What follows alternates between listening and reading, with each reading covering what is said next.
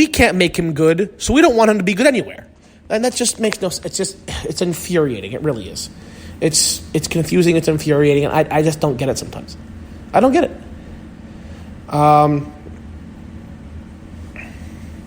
Some news here. John Heyman tweeted out the Yankees are talking about 5 different relievers right now, with starter market rough, may beef up pen.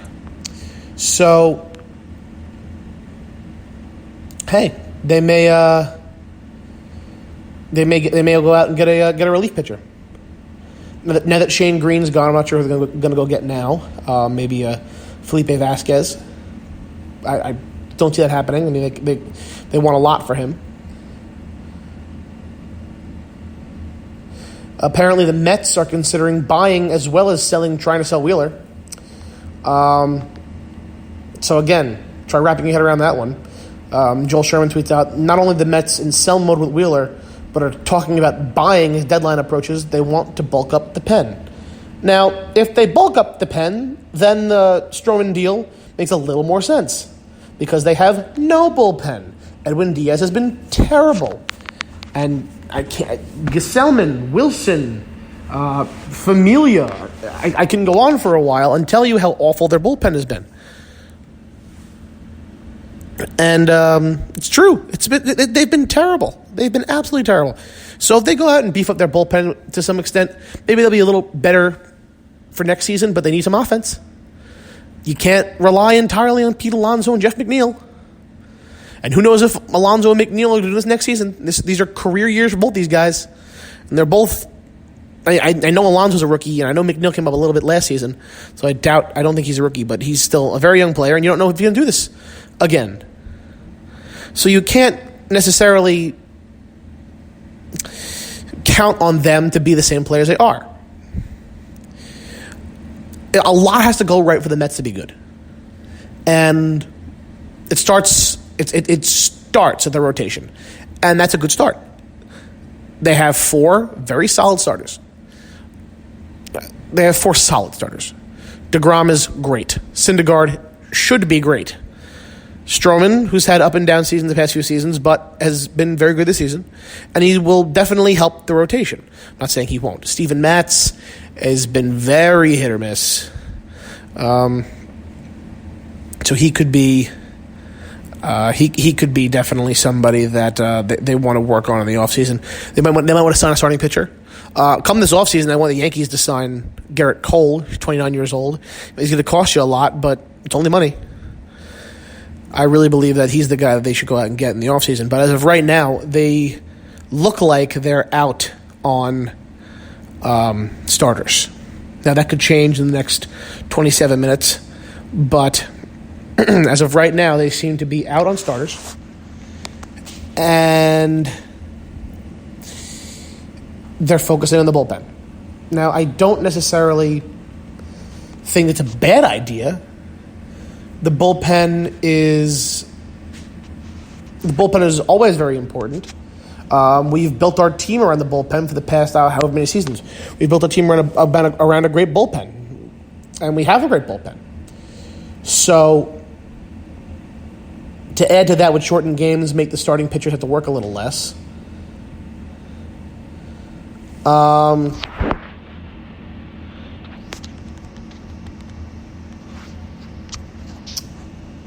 So that's one way to go about things. If you don't have the rotation, just beef up the bullpen. And the bullpen will help you win in September. That is where the bullpen really shines, as it should.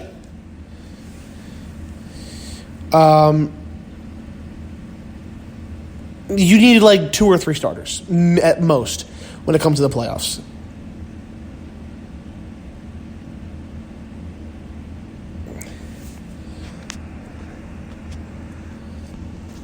So we can go with, hopefully, a healthy Severino and Tanaka and Paxton. Now, that's not what you'd call dominating.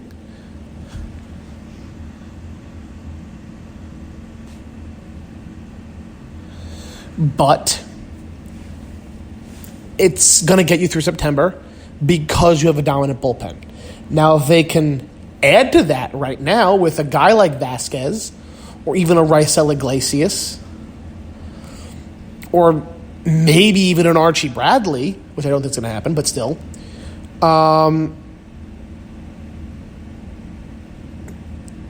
You could even shorten the games that much more, thus making your team even that much. It's if you don't have one, you have the other. So at least let me say that if you can't have one, you should get the other. And also, why would we trade for a guy who's not a one? Why would we want to? Why would we want to give up? Why would we want to give up some guy like Davy Garcia or Estevan Florial or Clint Frazier for a guy who's not a one and not really dominant in the playoffs? I mean, you could be getting back Dellin and Severino come September, so you could have them. You could have them plus whoever you trade for today, if you trade for somebody today. It's going to be an interesting next 20 minutes because this team definitely has issues. As a team that is arguably the best team in baseball, we have a lot more issues than we should have. We have we have a bullpen who's been kind of overworked, a rotation who cannot get guys out, and an offense who is suddenly gone to sleep. I mean, we may be going through a rough stretch here, but I mean, we can't let this spiral. And the best way of not letting this spiral is to add help. This team needs help. Now, there's almost no shot a number one gets traded here. I just don't see it happening. A Wheeler, a Bumgarner, a Greinke. It's just not happening. But let's see who gets moved in the next 20 minutes, and hopefully it'll be someone to the Yankees and somebody with some credentials, somebody with some semblance of dominance. Because as of right now, it's not looking like much. Not looking like much. Just looking through the trade market here, seeing if anyone got moved while I've been making my little speech here. Doesn't seem like it.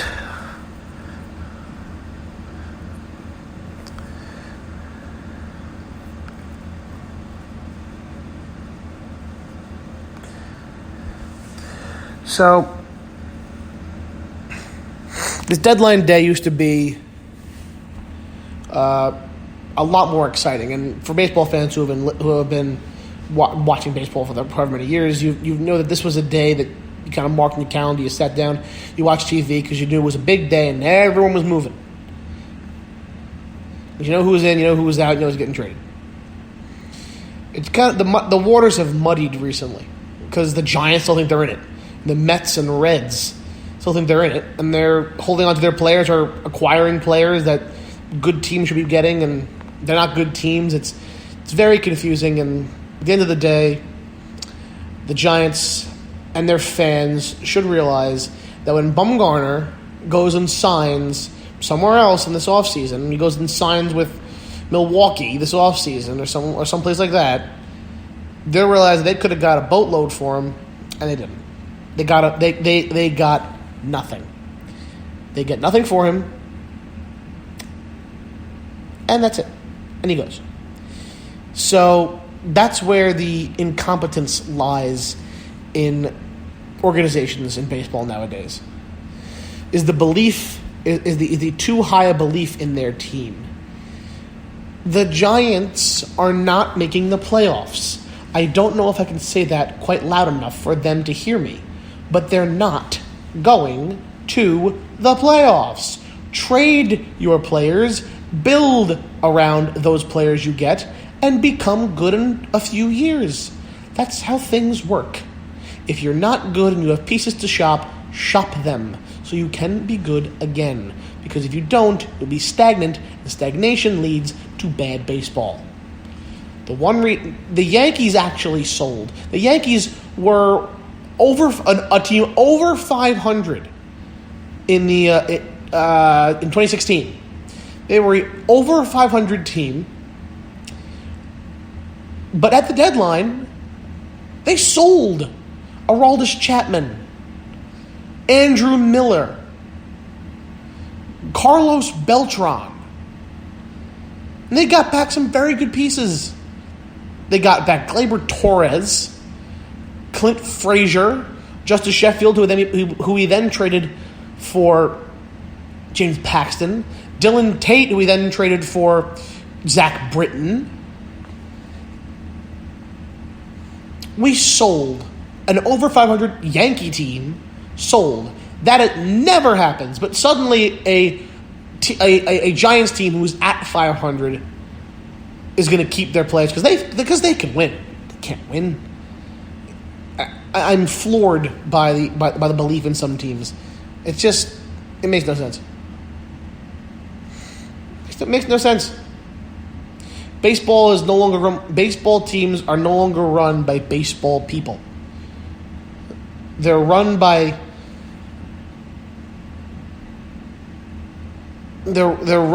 people who sit on computers all day and think they know what they're doing, and it's not a baseball way of going about things.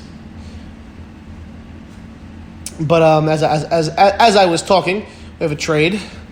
The Atlanta Braves have acquired right-handed pitcher from the Giants, Mark Melancon. So Melanson's now heading to a Braves pen that just got Shane Green, and they have really bolstered up their back end, and that's what they needed to do. They really needed to bolster up their back end and really make the game shorter for their starters, and they just did that. They got two very solid relief pitchers. I mean, Melancon has definitely had been on the downside of his career, but he is he's definitely a valuable arm. So he is going to the Braves. Jeff Passan just tweeted out that the Braves have officially gotten Mark Melancon. So Melancon is now a Brave with 18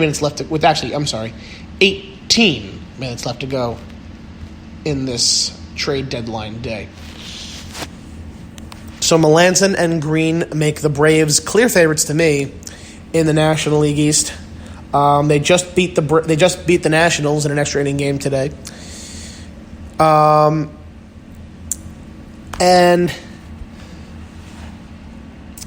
they really have proven that they're ready to win.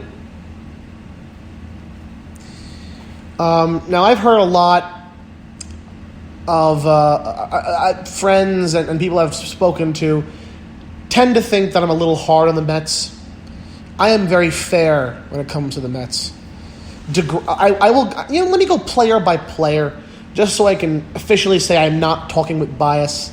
I don't hate the Mets. In fact, as somebody who has had the fortune of meeting a lot of New York Mets, I think they're phenomenal people, and I want to see the best for them. I do. As a Yankee fan, that's kind of sacrilegious, but I do. But look, you have a dominant 1-2, DeGrom and Syndergaard. But you can't call Syndergaard truly dominant until he's done it for an extended period of time. He's been very good in his career. He's also had a lot of injuries.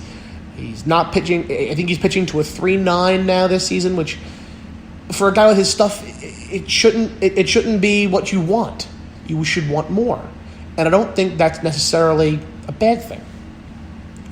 You got a Long Island kid in Marcus Stroman who has been good the past several years, but this season he's put it together this season, but he's only been an all-star once for a reason. I mean, last season he had a 5.54 ERA. Season before that he had a 3.09. Season before that he had a 4.37. So he also had injury history. So there's definitely some speculation to be had with Marcus Stroman's continued success. And I don't think that's an invalid claim. Steven Matz, I've always been a fan of Steven Matz.